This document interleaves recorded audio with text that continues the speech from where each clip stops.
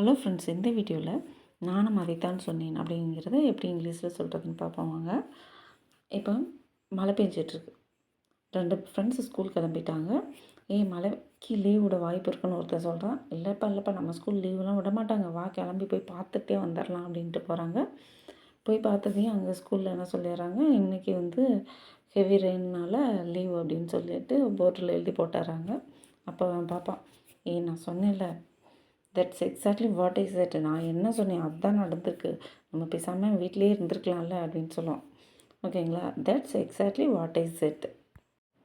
இப்போ உதாரணத்துக்கு பசங்களுக்கு ஒரு பைசைக்கிள் வாங்குறாங்கன்னு வச்சுக்கோங்க. ஒரு அப்பா அவர் பையனுக்கு வாங்கி கொடுத்து கூட்டி வர்றாரு. அப்போ இன்னொரு பையனோட அப்பா பார்த்துட்டு, என் பையனுக்கு அதே மாதிரி சைக்கிள் தாங்க வாங்கினேன், பட் ஆனால் காஸ்ட்லியாக தான் இருந்தது, அது ரொம்ப நாள் உழைக்கல, டக்குன்னு எல்லாமே அடிக்கடி ரிப்பேர் ஆகிக்கிட்டே வருது, அது அந்த கம்பெனி வாங்காமல் வேறு சாதா கம்பெனியும் வாங்கியிருக்கலாம் அப்படின்னு சொல்லுவாங்க. அப்போ அந்த பையன் சொல்லுவான், ஆமாம் அங்கிள், நானும் அதே தான் சொன்னேன், ஐ செட் த சேம் திங், எங்கள் அப்பா தான் கேட்க மாட்டேன்ட்டாரு. இப்போ மழை லைட்டாக தூருது.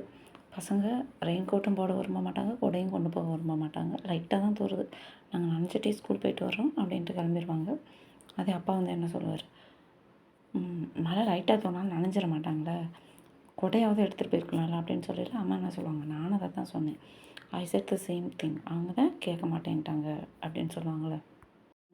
அடுத்து இது பசங்க காலேஜ் சேர்க்குறத பற்றி இது எக்ஸாம்பிள் பார்ப்போம்.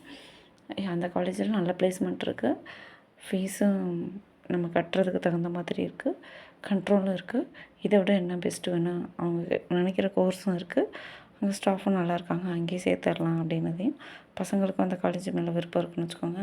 ஓகேப்பா, எங்கள் தாட்ஸும் அதான், நாங்களும் அதே ஓகே, நாங்களும் அதே சேர்ந்துக்கிறோம் அப்படின்னு சொல்லிடுவாங்க.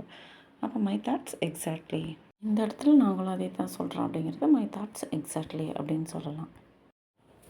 ஊட்டி டூர் போகலாமா, அப்போ அங்கே ரொம்ப குளிராக இருக்கும், இந்த குளிர்காலத்தில் அதுவும் நான் அங்கே டூர் வரலப்பா நானும் அப்படின்னு அழுத்தமாக சொல்லுவோம்ல, ஐசட்டு நானும் கூட. அப்போ ஃபேமிலியில் என்ன அடுத்தடுத்து என்ன சொல்லுவாங்க, அப்பா நானும் அங்கே வரல, இந்த குளிரில் வரல, இங்கே வெயில் அடிக்கலாம் அங்கே வேணால் போயிட்டு வரலாம் அப்படின்னு சொல்லுவாங்கள்ல. ஐ செட் தட் டூ, நாங்களும் அதை தான் சொல்கிறோம். இத்தனை விதத்தில் சொல்லலாம்.